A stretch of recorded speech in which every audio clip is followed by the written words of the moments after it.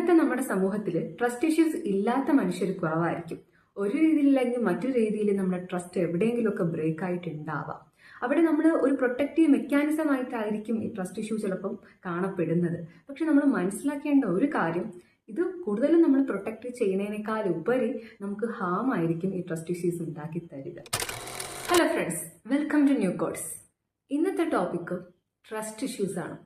എങ്ങനെ trust issues develop ചെയ്യുന്നു, എന്തൊക്കെയാണ് ട്രസ്റ്റ് ഇഷ്യൂസിന്റെ സിംറ്റംസ്, എങ്ങനെ നമുക്ക് ട്രസ്റ്റ് ഇഷ്യൂസ് ഹീൽ ചെയ്യാം എന്നൊക്കെയാണ് നമ്മൾ ഇന്ന് മനസ്സിലാക്കാനായിട്ട് പോകുന്നത്. ആദ്യം മുതൽ അവസാനം വരെ കാണാനായിട്ട് മാക്സിമം ശ്രദ്ധിക്കുക. ഇതിന്റെ കംപ്ലീറ്റ് കാര്യങ്ങൾ മനസ്സിലായാലേ നിങ്ങൾക്ക് യൂസ്ഫുൾ ആവത്തുള്ളൂ. അതിനു മുന്നേ നമ്മുടെ ചാനൽ ആദ്യമായിട്ട് ആരെങ്കിലും കാണുന്നുണ്ടെങ്കിൽ സബ്സ്ക്രൈബ് ചെയ്യാൻ മറക്കല്ലേ.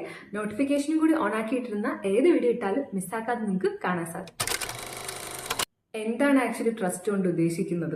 ഒരാൾ നമ്മളോട് ഓണസ്റ്റ് ആയിരിക്കും, അതുപോലെ റിലയബിൾ ആയിരിക്കും, നമ്മളെ ഹാം ചെയ്യത്തില്ല എന്നൊക്കെയുള്ള നമ്മുടെ അവരെക്കുറിച്ചുള്ള ബിലീഫിനെയാണ് ട്രസ്റ്റ് എന്ന് പറയുന്നത്. എറിക് എറിക്സന്റെ തിയറി പ്രകാരം പറയുന്നത്, നമ്മൾ ജനിച്ച ആദ്യത്തെ 18 മാസക്കാലമാണ് നമ്മൾ ട്രസ്റ്റ് ഡെവലപ്പ് ചെയ്യുന്ന സമയം. എങ്ങനെയെന്ന് ചോദിച്ചു കഴിഞ്ഞാൽ നമ്മുടെ കെയർ ടേക്കേഴ്സ്, പാരൻസ് നമ്മളെ എങ്ങനെ കെയർ ചെയ്യുന്നു, നമുക്ക് വേണ്ട സമയമൊക്കെ അവർ അവൈലബിൾ ആയിട്ട് ഇരിക്കുന്നുണ്ടോ, മീൻസ് നമ്മൾ അത്രയും സേഫ് ആയിട്ട് ഫീൽ ചെയ്യുന്ന ഒരു എൻവയോൺമെന്റിലാണ് വളർന്നതെങ്കിൽ ആ ഒരു സമയം കൊണ്ട് നമ്മളിൽ നല്ല രീതിയിൽ ട്രസ്റ്റ് ഡെവലപ്പ് ചെയ്യും.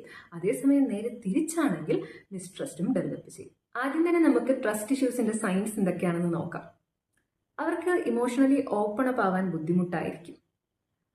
അതുപോലെ അവരെപ്പോഴും പാർട്ട്ണറിൽ നിന്നും എക്സ്പെക്ട് ചെയ്യുന്നത്, അല്ലെങ്കിൽ ആരോടായാലും അവർ എക്സ്പെക്ട് ചെയ്യുന്നത് ബിട്രയലും ലൈസും ഒക്കെ ആയിരിക്കും. എക്സസീവായിട്ട് പൊസസീവ്നെസ്സും കാണും, ജെലസി ആയിരിക്കും. പിന്നെ പാർട്ട്ണറിന്റെ ഓരോ ആക്ഷൻസിനെയും വേർഡ്സിനെയൊക്കെ അവർ ഓവർ തിങ്ക് ചെയ്യുന്നുണ്ടാവും. അവർക്ക് കോൺസ്റ്റന്റ് ആയിട്ടൊരു റീഅഷുറൻസ് വേണ്ടി വരും. ഹെൽത്തി റിലേഷൻഷിപ്പ് റെസ്പെക്ട് ചെയ്ത് കളയുകയും അധികം ആരുടെടുത്തും വലുതായിട്ട് ക്ലോസ് ആവാൻ പോകത്തില്ല, ഇമോഷണലി വേദനിക്കും എന്ന് കരുതിയിട്ട്. ഇതൊക്കെയാണ് കോമൺ ആയിട്ട് ട്രസ്റ്റ് ഇഷ്യൂസ് ഉണ്ട് എന്നതിനുള്ള സിംറ്റംസ്. ഇനി നമുക്ക് എന്തൊക്കെ കാരണങ്ങൾ കൊണ്ടാവാം ട്രസ്റ്റ് ഇഷ്യൂ ഡെവലപ്പ് ചെയ്തിട്ടുണ്ടാവുക എന്ന് നോക്കാം. ആദ്യമായിട്ട് എടുത്ത് പറയേണ്ടത് ചൈൽഡ്ഹുഡ് എക്സ്പീരിയൻസ് തന്നെയാണ്.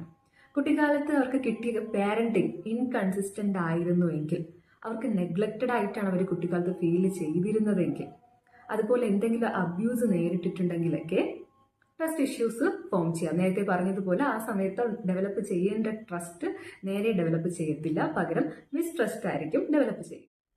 കുട്ടിക്കാലത്ത് പേരൻസ് തന്നെ അല്ലെങ്കിൽ കെയർ ടേക്കേഴ്സ് തന്നെ കുട്ടികളുടെ ട്രസ്റ്റ് ബ്രേക്ക് ചെയ്തിട്ടുണ്ടെങ്കിൽ അവർ വളരുന്നത് എപ്പോഴും ഒരു ചതി പേടിച്ചിട്ടായിരിക്കും. ഒരു ബിട്രയൽ എപ്പോഴും വേണോ നേരിടാം എന്ന പേടിയിലായിരിക്കും അവർ പിന്നീട് അങ്ങോട്ടുള്ള അവരുടെ ലൈഫിൽ വളർന്നുകൊണ്ടേയിരിക്കുക.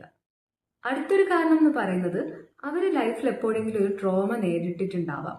മുൻപുണ്ടായിരുന്ന റിലേഷൻഷിപ്സിൽ നിന്നും മറ്റോ ചീറ്റിങ്ങോ ബിട്രയലോ മാനിപ്പുലേഷനോ ഒക്കെ അനുഭവിച്ചിട്ടുണ്ടാവാം. പോരാത്തതിന് പോസ്റ്റ് ട്രോമാറ്റിക് സ്ട്രെസ് ഡിസോർഡർ ഉണ്ടെങ്കിലും അവർക്ക് ഫ്യൂച്ചറിൽ ആരെങ്കിലും ഒക്കെ ട്രസ്റ്റ് ചെയ്യാൻ അല്ലെങ്കിൽ ട്രസ്റ്റ് ഒന്നേന്ന് ഡെവലപ്പ് ചെയ്തെടുക്കാനൊക്കെ ഇച്ചിരി ബുദ്ധിമുട്ടായിരിക്കും. മറ്റൊരു കാരണം അവരുടെ അറ്റാച്ച്മെന്റ് സ്റ്റൈൽസ് കൊണ്ടായിരിക്കാം. സെക്യൂർ ആയിട്ടുള്ള ഒരു അറ്റാച്ച്മെന്റ് സ്റ്റൈലാണ് ഒരാൾക്ക് ഉള്ളതെങ്കിൽ അയാളെ സംബന്ധിച്ചിടത്തോളം ട്രസ്റ്റ് ഇഷ്യൂസ് ഡെവലപ്പ് ചെയ്യാനുള്ള സാധ്യത വളരെ കുറവാണ്. അതേസമയം അറ്റാച്ച്മെന്റ് സ്റ്റൈൽസ് തന്നെ പല ടൈപ്പ് ഉണ്ട്. അപ്പോൾ ഇത് മാറി വരുന്നതിനനുസരിച്ച് ട്രസ്റ്റ് ഇഷ്യൂസ് വരാനുള്ള സാധ്യതയുണ്ട്. അപ്പോൾ ഈ അറ്റാച്ച്മെന്റ് സ്റ്റൈൽസിന് വേണ്ടി മാത്രം സെപ്പറേറ്റ് ഒരു വീഡിയോ ചെയ്യേണ്ട ആവശ്യമുള്ളത് കൊണ്ട് കൂടുതൽ അതിനെക്കുറിച്ച് ഞാനിവിടെ പറയുന്നില്ല. ആ വീഡിയോയ്ക്ക് വേണ്ടി വെയിറ്റ് ചെയ്താൽ മതിയാവും. ട്രസ്റ്റ് ഇഷ്യൂസ് ഡെവലപ്പ് ചെയ്യാനുള്ള അടുത്തൊരു കാരണമാണ് ലോ സെൽഫ് എസ്റ്റീം. അവനവനെ എന്നെ ഞാൻ അത്ര വേർത്തിയല്ല എന്നൊരു തോന്നൽ. സ്വന്തം ഉള്ളിലെ ഇൻസെക്യൂരിറ്റീസ് കാരണം തന്നെ എല്ലാവരും ബാക്കിയുള്ളവരെന്നെ ഹർട്ട് ചെയ്യും എന്നൊരു ഫീലിംഗ് കാരണവും അവർക്ക് ഡൗട്ട്ഫുൾ ആയിട്ട് ബിഹേവ് ചെയ്തേക്കാം. ചില മെന്റൽ ഹെൽത്ത് കണ്ടീഷൻസ് കാരണവും ട്രസ്റ്റ് ഇഷ്യൂസ് ഡെവലപ്പ് ചെയ്യാം. For example paranoia, border line personality disorder, anxiety തുടങ്ങിയവ. ഇനി നമുക്ക് ട്രസ്റ്റ് ഇഷ്യൂസ് കാരണം ഡെവലപ്പ് ചെയ്യുന്ന സൈക്കോളജിക്കൽ ഇമ്പാക്റ്റ് എന്തൊക്കെയാണെന്ന് നോക്കാം. ഒന്നാമത്തെ കാര്യം, അവരുടെ റിലേഷൻഷിപ്പിനെ ഭയങ്കരമായിട്ട് ബാധിക്കും. ഒരു റിലേഷൻഷിപ്പും നല്ല രീതിയിൽ മെയിൻറ്റെയിൻ ചെയ്ത് കൊണ്ടുപോകാനായിട്ട് സാധിക്കത്തേയില്ല. അടുത്ത കാര്യം, ഇവർ ഇമോഷണലി ഡിസ്റ്റൻസ് ഇട്ട് നിൽക്കുന്നത് കൊണ്ട് തന്നെ ഭയങ്കരമായിട്ട് ലോൺലിനെസ് അനുഭവപ്പെടും. ഓവർ കൺട്രോളിങ് ആയിട്ടുള്ള ബിഹേവിയർ ആയിരിക്കും. ഇമോഷണലി ഡിറ്റാച്ച്ഡ് ആയിട്ടായിരിക്കും മിക്കപ്പോഴും നിൽക്കുക. ട്രസ്റ്റ് ഇഷ്യൂ ഉള്ളപ്പോൾ ഒരു കമ്മിറ്റ്മെന്റ് അവോയ്ഡ് ചെയ്യും. അതുപോലെ വൾനറബിലിറ്റിയെ പേടിയായിരിക്കും. ഓവറായിട്ട് ഇൻഡിപെൻഡന്റ് ആയിരിക്കും. ആരെയും വിശ്വാസം ഇല്ലാത്തതുകൊണ്ട് എല്ലാ കാര്യവും സ്വന്തമായിട്ട് തന്നെ ചെയ്യാൻ നോക്കും. ഇനി നമുക്ക് ട്രസ്റ്റ് ഇഷ്യൂസ് ഹീൽ ചെയ്യാനുള്ള മെത്തേഡ്സ് എന്തൊക്കെയാണെന്ന് നോക്കാം. ആദ്യത്തെ സ്റ്റെപ്പ് എന്ന് പറയുന്നത് സെൽഫ് അവയർനെസ് തന്നെയാണ്. നമ്മൾ നമ്മളെ തന്നെ ഒന്ന് ഒബ്സർവ് ചെയ്ത് നമുക്ക് ട്രസ്റ്റ് ഇഷ്യൂസ് ഉണ്ടോ, ഈ പറയുന്ന സിംറ്റംസ് ഒക്കെ ഉണ്ടോ എന്നൊന്ന് തിരിച്ചറിയുക.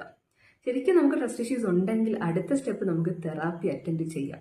CBTയും ട്രോമ ഫോക്കസ്ഡ് തെറാപ്പിയൊക്കെ അവൈലബിൾ ആണ്. അതിന് ഒരു പരിധിവരെ നമ്മളെ ഹെൽപ്പ് ചെയ്യാനായിട്ട് സാധിക്കും. അടുത്തത് റീബിൽഡിംഗ് സെൽഫ് എസ്റ്റീം ആണ്. ആദ്യം നമ്മളെ വിശ്വസിച്ചാലേ നമുക്ക് മറ്റുള്ളവരെ വിശ്വസിക്കാൻ പറ്റത്തുള്ളൂ എന്ന കാര്യം മനസ്സിലാക്കുക. പിന്നെ ഇന്നർ ഹീലിംഗ് പ്രാക്ടീസസ് ചെയ്യുക, പോസിറ്റീവായിട്ടുള്ള അഫർമേഷൻസ് പറയുക, നമ്മൾ സ്വയം നമ്മളെ തന്നെ കൈൻഡായിട്ട് ട്രീറ്റ് ചെയ്യുക. അടുത്തിന് വരുന്നത് ഹെൽത്തി റിലേഷൻഷിപ്സ് തന്നെ ചൂസ് ചെയ്യുക എന്നുള്ളതാണ്.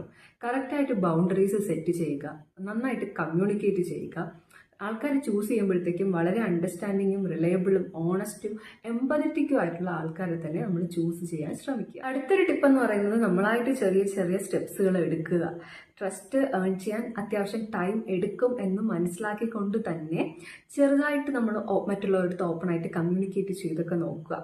നിസ്സാര കാര്യങ്ങളൊക്കെ പറഞ്ഞു നോക്കുക. അപ്പോഴത്തേക്കും അവരതെങ്ങനെ റിസീവ് ചെയ്യുന്നു എന്നൊക്കെ ശ്രദ്ധിച്ചു നോക്കുക. വളരെ പ്രധാനപ്പെട്ട ഒരു കാര്യമാണ് ഫോർഗീവ്നെസ് പ്രാക്ടീസ് ചെയ്യുക എന്നുള്ളത്. അതായത് ഒരാൾ നമ്മളോട് ചെയ്ത പ്രവൃത്തിയെ മറക്കുക എന്നല്ല, പക്ഷെ ആ പ്രവൃത്തി മൂലം നമുക്കുണ്ടായ ഇമോഷണൽ പോയിസണിനെ ലെറ്റിംഗ് ഗോ ചെയ്തിട്ട് കൃത്യമായിട്ട് ബൗണ്ടറീസ് സെറ്റ് ചെയ്യാനായിട്ട് പഠിക്കുക.